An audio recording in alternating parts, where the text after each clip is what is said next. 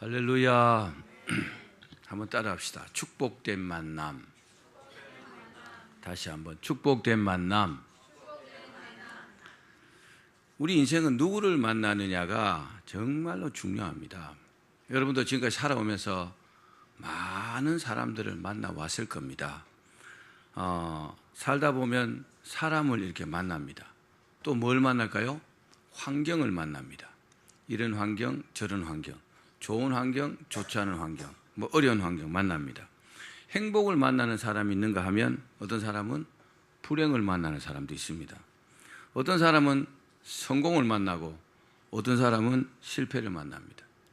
어떤 사람은요 슬픈 일을 만나고 어떤 사람은요 기쁜 일을 만납니다. 사람을 만나서요 망하는 사람도 있습니다. 그 사람을 안 만났으면 괜찮은데 그 사람 만나갖고 망하는 사람도 있습니다. 이와는 반대로 이 사람을 만났더니 흥하는 사람이 있습니다. 저 사람을 만났더니 대박나는 경우도 있습니다. 여러분이 그러길 바랍니다. 크게 아멘 합시다. 나쁜 사람을 만나갖고 이 사람 살 수 있는데 죽는 경우도 있습니다. 그렇죠? 그런데 좋은 사람 만나면 죽을 사람도 사는 경우가 있습니다. 이처럼 인생은요 정말 만남의 연속입니다. 저도 지금까지 살아오면서 어떤 사람을 좋은 사람을 이렇게 만났기 때문에 정말 좋은 일도 많이 만났어요. 근데 나쁜 사람 만나갖고 정말 어려움을 당한 경우도 굉장히 많습니다. 그러니까 인생은요 누구를 만나느냐 정말로 중요합니다. 다시 한번 따라합시다. 축복된 만남.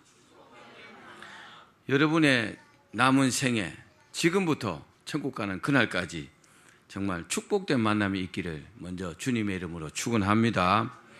한 소년이 호수에 빠져가지고 막 허우적거리고 있었습니다. 그때 마침 지나가던 시골 소년이요 그 아이를 이렇게 구해줬다고 합니다.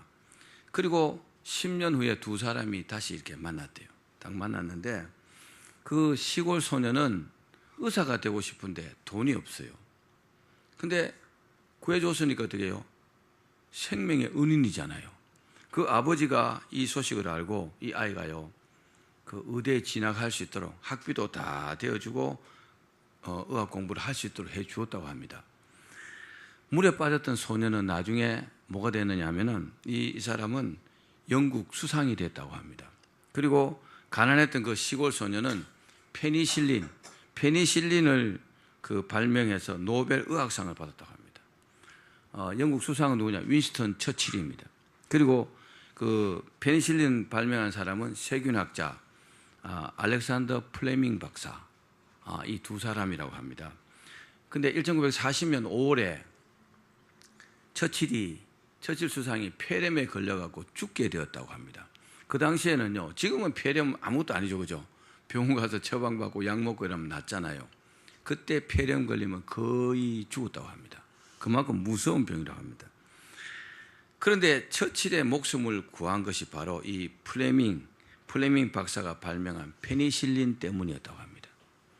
참 사람이 그렇죠. 누구를 어떻게 만나느냐가 굉장히 정말 중요한 것 같아요. 여러분 살아가면서 꼭 만나야 될 사람을 만나십시오. 근데 만나지 말아야 될 사람은 만나지 말아야 됩니다. 정말 그렇습니다. 이처럼 축복된 만남으로 인해 가지고 불치의 병도 고치는 수가 있습니다. 또 축복된 만남으로 인해 가지고 해결할 수 없는 일도 해결받는 그런 축복도 있습니다. 사랑하는 여러분, 오늘 말씀을 통하여서 여러분의 인생길에 정말 축복된 만남이 있기를 주님의 이름으로 축원합니다. 그럼 우리가 세상을 살면서 어떤 사람을 만나야 될까요? 어떤 사람들을 만날까요? 첫 번째는 필연적인 만남입니다. 누굴까요? 부모님과의 만남입니다. 자, 이 만남은 선택의 여지가 없는 만남이죠. 내가 원하건 원치 않건 부모님을 만나잖아요. 맞습니까? 아닌 사람도 있습니까? 자, 그래도 부모님을 잘 만나는 것이 복이죠. 그죠? 요즘 흙수저, 금수저 이야기 하잖아요. 그 자식이 부모 만나는 이야기입니다. 모세는요, 정말 부모님을 잘 만났어요. 아버지 아므람, 어머니 요게베스. 요게벳은 참으로 자식을 위해서요 자기 목숨까지 거는 정말 훌륭한 부모입니다. 정말 그런 부모가 훌륭한 부모죠. 뭐 물론 대부분의 부모들이 그렇습니다. 그죠? 자식을 사랑하고 그러죠. 요즘은 뉴스 보면 정말 뉴스에 나오지 않았으면 좋겠다 그런 뉴스도 있잖아요. 부모가 자식한테 나쁘게 하는 거. 그런데 그런 사람들은 정말 천에 하나 만에 하나지 대부분의 부모님들은 자식을 위합니다. 자기를 희생했으라도 정말 그렇습니다. 자, 이 부모, 이 모세의 부모 아므람과 요게벳의 헌신으로 목숨을 건 헌신 때문에 모세는 또 하나님의 축복으로 애굽 바로 공주의 아들로 그렇게 40년 동안 성장할 수 있었어요. 거기서 왕자니까 검술도 배우고 학술도 배우고요. 모든 것을 다 이렇게 자기가 취할 수 있었다는 겁니다. 누구 덕이냐? 부모님 덕입니다. 물론 하나님의 은혜는 당연하고요. 조선시대 폭군으로 알려진 여러분 연산군 아시죠? 그런데 이 연산군이요 어머니 없이 자랐다고 합니다. 왜 어머니 없이 자랐느냐? 연산군이 아주 어릴 때 그 어머니가 사약을 받고 죽었어요. 독약을 먹고 죽었단 말입니다. 그런데 하루는 이 어린 연산이 밖에 나가서 놀다가 이렇게 들어왔습니다. 아버지 성종이 물었다고 합니다. 밖에 나가서 무엇을 보았느냐, 무엇을 보고 놀았느냐. 그러니까 이 어린 연산이 하는 말이 네, 송아지가 어미소를 따라가면서 엄마 하고 부르며 따라가는 모습이 너무너무 부러웠습니다. 아들이 그러더래요. 그 말에 성종이 돌아서서 눈물을 많이 흘렸다고 합니다. 그렇습니다. 부모와 이 자식 간의 관계는요 끊을 수 없는 관계입니다. 그래서 뭐라고 합니까? 천륜이라 그랬죠. 천륜. 또 아들이 어머니를 그리워하는 것은 당연하지요. 그리고 정말 아름다운 마음입니다. 정말 그렇죠. 여러분 부모 자식 간이 그런 사이인 줄로 뭐 잘 아시겠지만 한 번 더 기억하시기를 바랍니다. 그 다음에는요 누구를 또 만날까요? 스승을 만납니다. 조만식 장로님 여러분 잘 아시죠? 아주 훌륭하신 장로님이십니다. 이분이 오산학교 교장으로 있을 때에 주기철 목사님이 학생이었어요. 그러니까 조만식 장로님이 주기철 목사님을 가르쳤어요. 조만식 장로님은 선생님이고 주기철 목사님은 그 당시에 아주 어린 아이였단 말입니다. 그런데 조 장로님은 그 제자인 주기철 목사님이 전도사로 심우하던 교회의 장로님이셨어요. 자기가 가르치는 제자인데 이제 목사는 아니지만 전도사로 이제 교회를 인도하는 거죠. 어느 주일에 조 장로님이 예배 시간이 지났는데 아이고 교회 앞에 어떤 분이 와갖고 손님이 와갖고 막 이야기하다가 늦어버렸어요. 그 예배 중간에 예배 시간 좀 지나고 이렇게 쑥 들어왔어요. 그러니까 주기철 전도사님이 장로님 그 자리에 앉지 마시고 서서 예배 드리십시오 그랬어요. 인간적으로 그럴 수 없잖아요. 그죠? 새카만 후배인데 또 목사도 아니고 전도사인데 근데 주의 종의 어떤 그걸로 얘기한 거죠. 보통 사람 같으면 어때요? 얼굴을 막 붉히면서 나가버릴 수도 있겠죠. 믿음 없는 사람이라면. 또 자리에 이렇게 덜썩 앉아갖고 막 예배 끝날 때까지 오만상을 찌푸리고 막 궁시렁궁시렁 그럴 수도 있겠죠. 그런데 조 장로님은 이 안색 하나 변하지 않고요. 딱 서서 끝까지 예배를 드렸다고 합니다. 예배가 이제 다 끝났어요. 이제 이 주기철 전도사님이 장로님 기도하십시오 그랬어요. 그러니까 장로님이 기도를 했습니다. 뭐라고 기도했느냐? 하나님 저의 죄를 용서해 주시옵소서. 거룩한 주일에 하나님 만나는 것보다 사람 만나는 것에 내가 취해가지고 예배에 늦었습니다 하면서 정말 눈물을 흘리면서 막 기도했다고 합니다. 그러니까 온 교인들이 은혜를 받아가지고 다 눈물바다가 되었다고 합니다. 정말 훌륭하신 스승이죠. 그죠? 그 훌륭하신 조만식 장로님 밑에 배운 사람이 누구요? 주기철 목사님. 우리가 너무 잘 알잖아요. 그죠? 사랑의 원자탄이라고 칭함을 받는 그 손양원 목사님, 손양원 목사님의 스승이 주기철 목사님입니다. 잘 알다시피 그 주기철 목사님을 손양원 목사님이 22살 때 만났다고 합니다. 근데 주기철 목사님은 신사참배를 반대했어요. 지금 살아계신 목사님들 중에서도 신사참배 하신 분들 많습니다. 물론 신사참배했다고 저는 다 정죄하고 싶은 생각이 없습니다. 왜요? 내가 고개를 숙이고 일본의 신사에 가갖고 뭐 이렇게 했지만 마음으로는 나 하나님 배신하지 않았다, 그렇게 말할 수도 있잖아요. 그죠? 내가 지금 신사참배 반대하고 내가 순교 당하기보다 난 살아갖고 복음을 전해야 되겠다, 그렇게 하신 분도 많을 겁니다. 그분들 다 정죄할 수 없지만 주기철 목사님은 나는 신사참배를 반대한다 하고 다 드러내놓고 반대했어요. 그래서 일본 사람들에게 잡혀가갖고 모진 고문을 당해서 죽으셨잖아요. 순교하셨잖아요. 그때 주기철 목사님이 이 고문을 당할 때에 별하별 고문을 다 당했어요. 못을 이 합판에, 송판에 이렇게 거꾸로 쳐갖고 딱 뒤집어 놓고 맨발로 거기를 저벅저벅 걸어가고 정말 모진 고문 끝에 그렇게 순교하셨어요. 그런 훌륭한 수승을 둔 그 손양원 목사님, 제자인 손양원 목사님 어땠습니까? 자기 두 아들 동인이와 동신이가요, 동인이와 동신이가 총에 맞아 죽었어요. 그 죽인 사람이 누굽니까? 안재선이라는 사람입니다. 그리고 안재선이를 자기 양아들로 삼아가지고, 이야, 그럴 수 있습니까? 그럴 수 있을까요? 얼마나 훌륭하게 배웠으면, 그죠? 얼마나 주님께로부터 또 주기철 목사님께로부터 훌륭한 그런 스승을 모시고 잘 배웠으면 그렇게까지 할 수 있을까요? 그래서 손양원 목사님 뭐라고 합니까? 사랑의 원자탄이라고 그러죠. 그래서 이런 말이 있습니다. 주기철 목사님이 지구라면 손양원 전도사는 그 주위에 도는 달과 같아. 사람들이 그렇게 이야기했다고 합니다. 정말 철저한 신앙을 배웠다고 합니다. 우리가요, 이 땅에 살아갈 때는 잘 몰라요. 누가 믿음이 좋은지 안 좋은지 잘 모릅니다. 근데 우리가 죽어서 하나님 앞에 탁 서면 정말 하나님께서 보실 때에 믿음이 누가 좋은지 안 좋은지, 하나님 말씀대로 살았는지 안 살았는지 백일하에 드러납니다. 이걸 뭐 내가 광고한다고 되는 게 아니라, 그죠? 나의 삶이잖아요. 근데 훌륭한 스승을 만나면 그렇게 될 수 있습니다. 좋은 스승님. 저도 학교 다닐 때 그 선생님들 중에서요, 정말 훌륭하신 선생님을 지금도 제가 기억이 나요.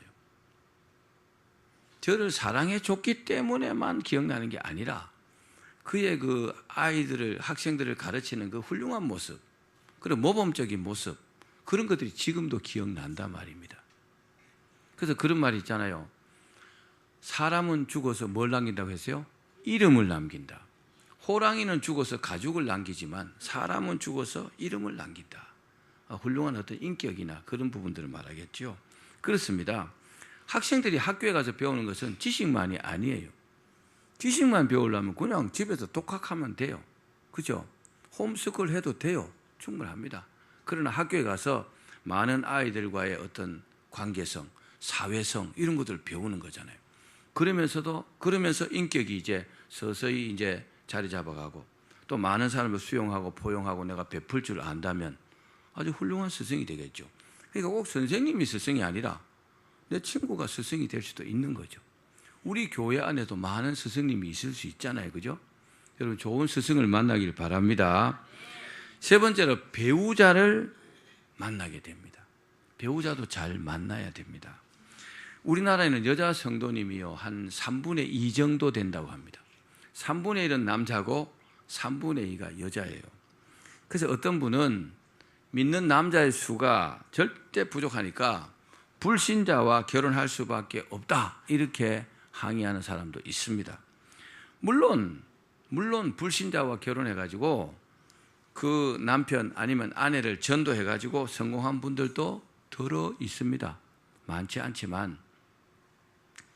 그런데 불신자와 결혼해가지고 평생을 고통 속에 보내는 사람들이 대부분입니다. 정말 그 모진 고통과 고난은요, 이루 말할 수가 없고 죽을 때까지 교회로 돌아오지 못하는 경우가 대부분입니다. 그렇기 때문에 원칙적으로 불신 결혼은 이 성경적인 결혼이 아닙니다. 내 인생을 완전히 망칠 수도 있어요. 여러분들이 불신자들을 잘 모르잖아요. 그죠? 잘 모릅니다. 불신자들은 사실은 에베소서 말씀을 보면 영이 죽어 있어요. 영이 죽은 사람과 나는 영이 살아있는데 영이 살아있는 사람과 같이 합하려고 하니까 모든 것이 맞지 않는 겁니다. 항상 영적으로 의견 충돌이 있어요. 그러니까 평안하지가 않습니다. 그리고 마귀가 딱 붙들고 있기 때문에 마귀가 여러분 만만하지 않습니다. 절대 이 사람을 순순히 교회에 빼앗기지 않으려고 애쓰거든요. 그래서 그 사람을 전도해서 교회에 데려오려면 정말 어렵습니다. 결국 이제 갈라지게 되고 인생 다 망치고 그렇게 되는 거죠. 하나님께서는요, 이삭에게 리브가를 다 예비해 놓으셨습니다. 여러분 믿으시죠? 그것처럼 하나님께서는 자녀를 위해서 배우자를요 반드시 예비해 놓으셨습니다. 믿으십시오. 하나님께서 섭리하시고 다 준비해 놓으셨단 말입니다. 그러면 배우자의 이상 조건이 뭘까요? 여러분 어떻게 생각합니까? 여론조사 전문기관인 그 아시아 마켓 인텔리전스라는 곳이 있는데 거기서 한국, 홍콩, 태국, 필리핀 등 이 아시아권 나라들을 상대로 이상적인 배우자의 조건을 묻는 이제 여론조사를 실시했다고 합니다. 그런데 거기 보면 배우자의 1순위 조건이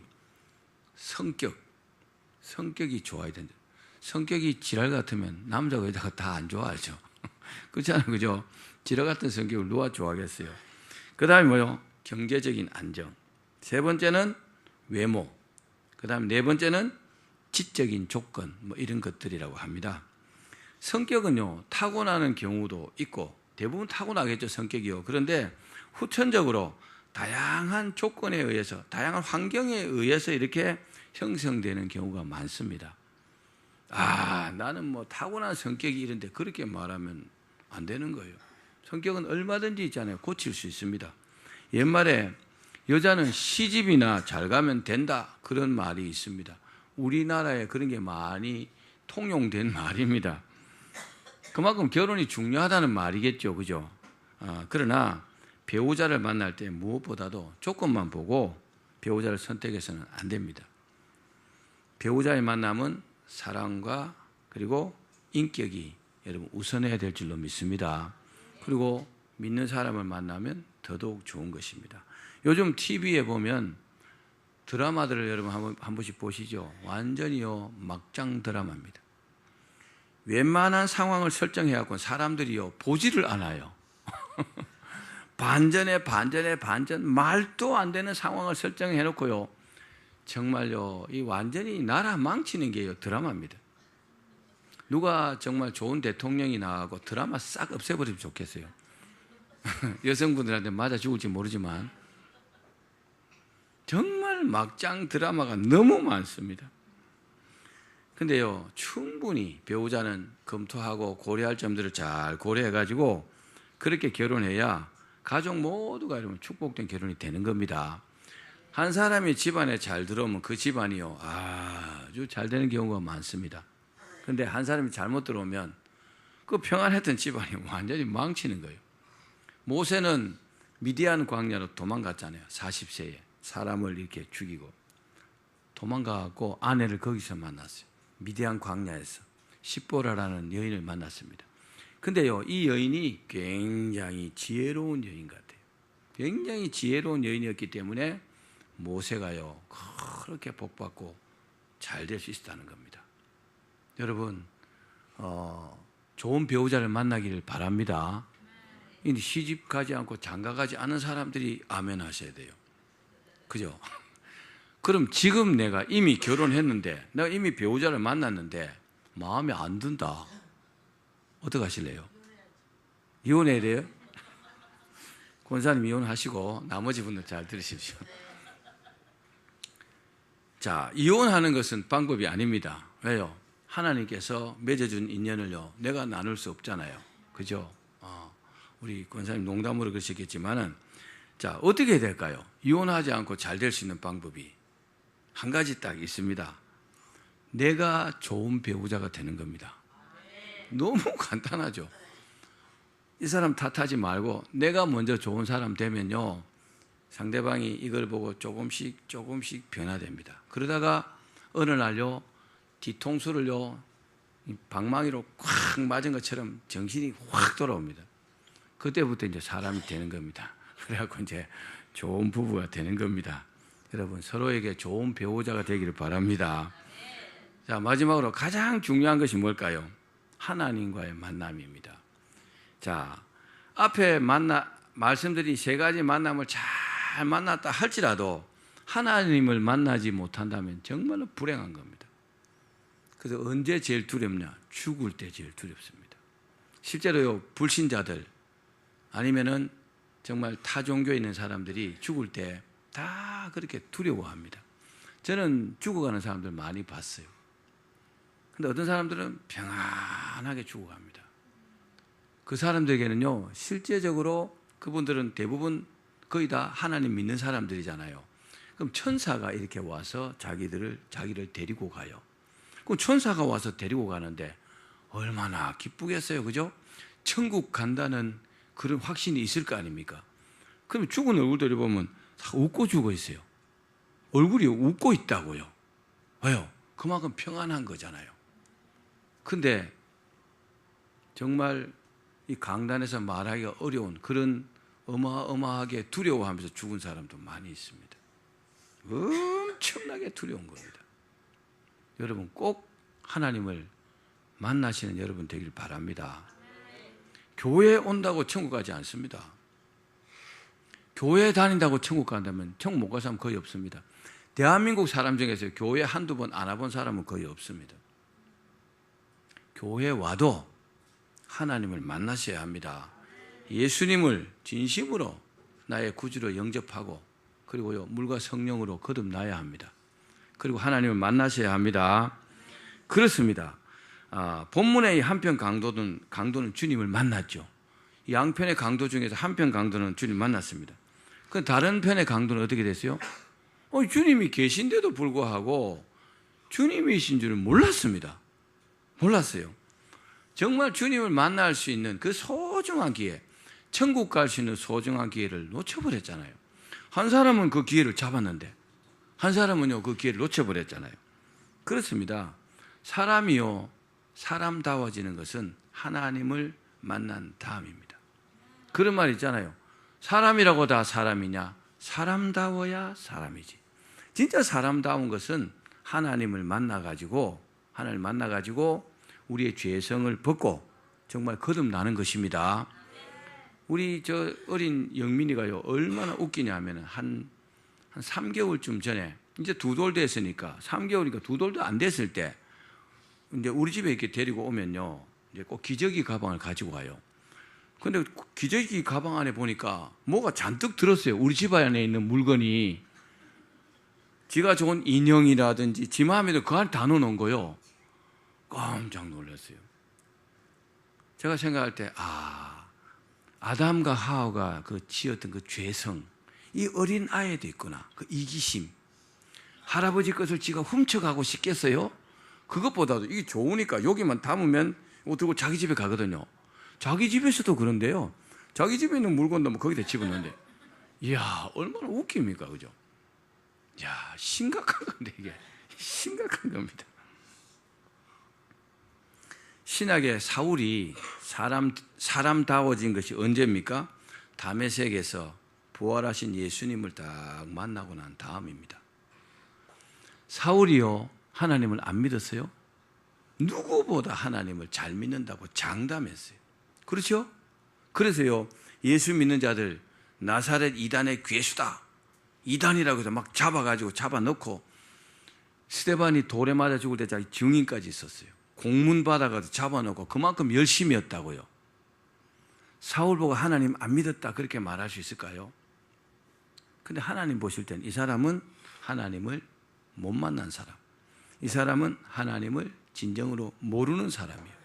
그래서 다메섹 도상에서 해보다 밝은 빛으로 확 둘러 비춰가지고 말에서 굴러떨어지고 눈이 멀었잖아요. 그리고 사울아 사울아 네가 왜 나를 핍박하느냐. 얼마나 놀랬겠어요. 깜짝 놀래갖고 주여 니시오니까 그랬어요. 나는 네가 핍박하는 예수다.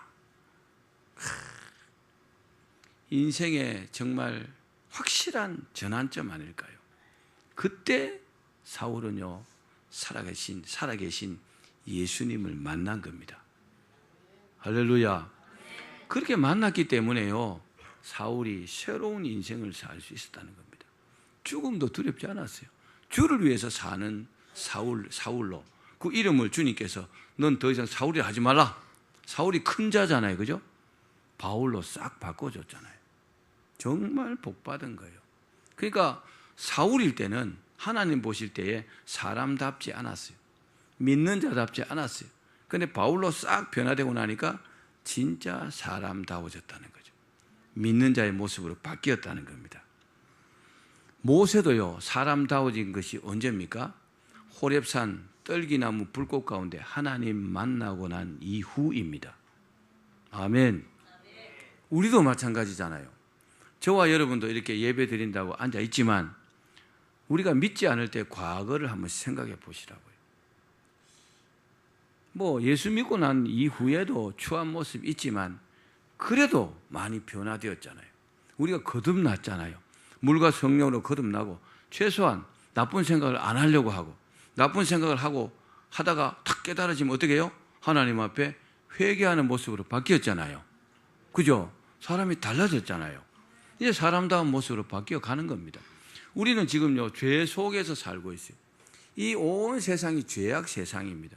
죄악 세상에서 하나님 뜻대로 살려면요 하나님을 만나야 합니다. 하나님을 만나야 그 하나님 은혜를 받고 그 하나님의 보호하심 속에 인도하심 속에 내가 사람답게 사는 겁니다.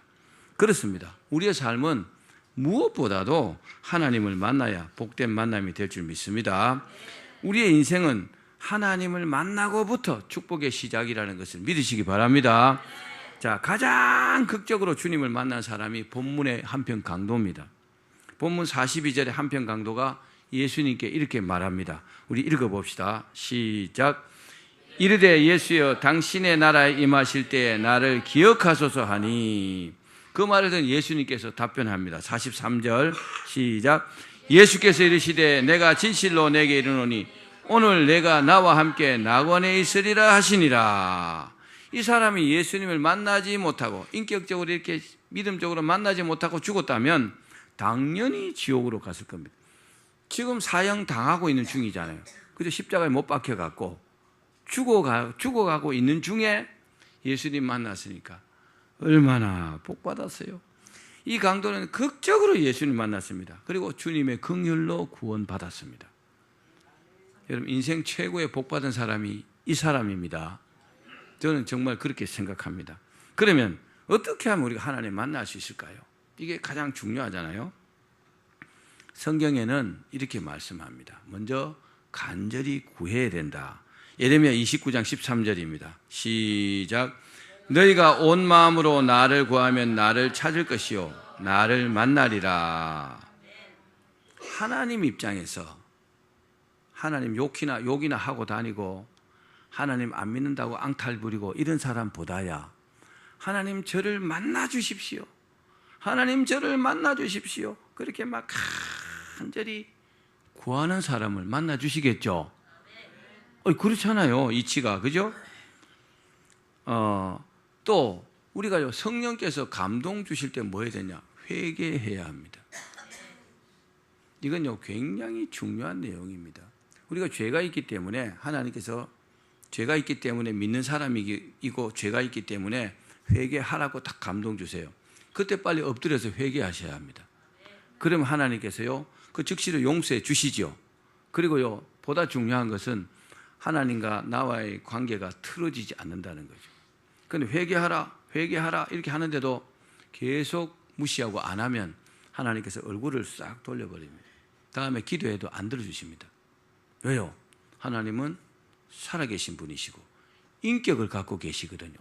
우리가 하나님을 무시하면 하나님도 우리를 싫어해요. 정말입니다. 사실입니다. 우리가 하나님을 좋아하죠.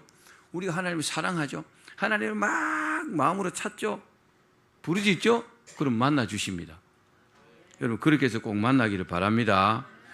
베드로는요 그토록 사랑하던 주님을 3번이나 부인했잖아요. 부인하고 싶었겠어요? 안 하고 싶었어요. 왜 부인했을까요? 두려웠어. 무서워가지고. 닭이 3번 울 때 주님께서 네가 나를 부인하리라 그 말씀이 딱 생각나가지고 통곡하며 회개했다 그랬습니다. 나중에 디베라 바닷가에 있는 베드로를 예수님께서 찾아가셨잖아요. 밤새도록 고기 한 마리도 못 잡았는데 예수님께서 뭐가 베드로가 이쁘겠어요. 그죠? 3번이나 부인하고 갔는데 그런데요 예수님께서 베드로에게 오른편에 그물을 내려봐라. 왼편에 내리지 말고 오른편에 내리라 그랬어요. 딱 내렸더니 고기가요 어마어마하게 잡혔어요. 153마리가 잡혔다 그랬어요. 그물이 찢어지지 않아. 찢어질 만큼 잡았다는 거죠. 이뻐서 주었겠어요? 이뻐서 그 고기를 잡게 해주셨을까요? 불쌍해서 긍휼히 여기신 겁니다. 아멘. 그러니까 베드로가 어떻게 했습니까? 바로 주님이신 줄 알고 막 뛰어가고 주여 이 죄인을 떠나서서 저는 죄인입니다. 자기 죄를 탁 고백했잖아요. 근데 여러분 감동 주실 때 회개하셔야 합니다. 3번째는 따라합시다. 하나님을 사랑해야 한다. 잠언서 8장 17절입니다. 시작. 나를 사랑하는 자들이 나의 사랑을 입으며 나를 간절히 찾는 자가 나를 만날 것이라. 하나님을 사랑하기를 바랍니다. 사람 사랑하는 것보다 하나님을 더 사랑해야 합니다. 내 자식이 더 이쁘죠? 그죠? 내 자녀보다 내 자식보다 하나님을 더 사랑하십시오. 그러면요 하나님께서 이 자식도 잘 되게 해주세요. 근데 막 내 자식만 이뻐하고 하나님 별로 사랑 안 하면 결정적인 순간에 하나님 안 도와줍니다. 사실입니다.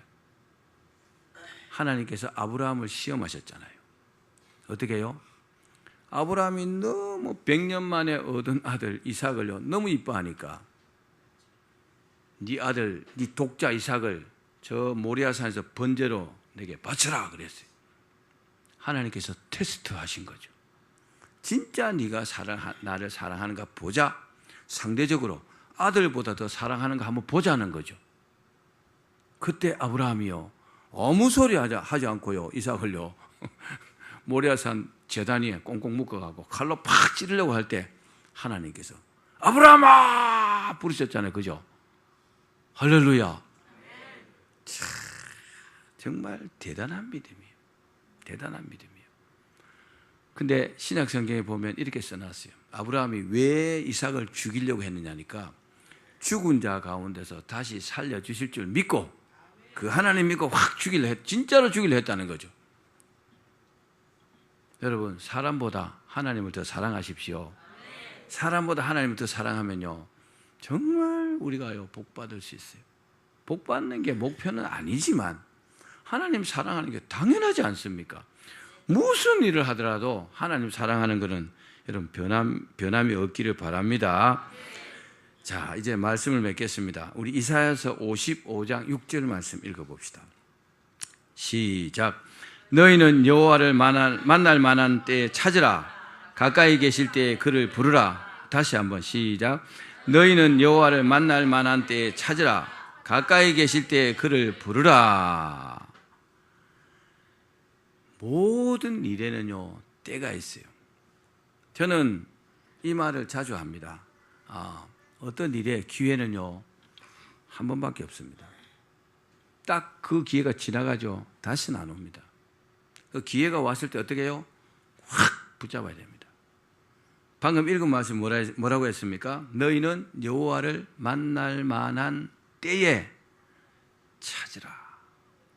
이때 크로노스입니다. 하나님께서 원하시는 때가 있어요. 또 내 마음이 그렇게 될 때가 있어요. 그럴 때요 간절히 주의 이름을 불러서 주님을 만나십시오. 하나님을 만난 사람은요, 반드시 옛 사람이 죽고 새 사람으로 변화됩니다.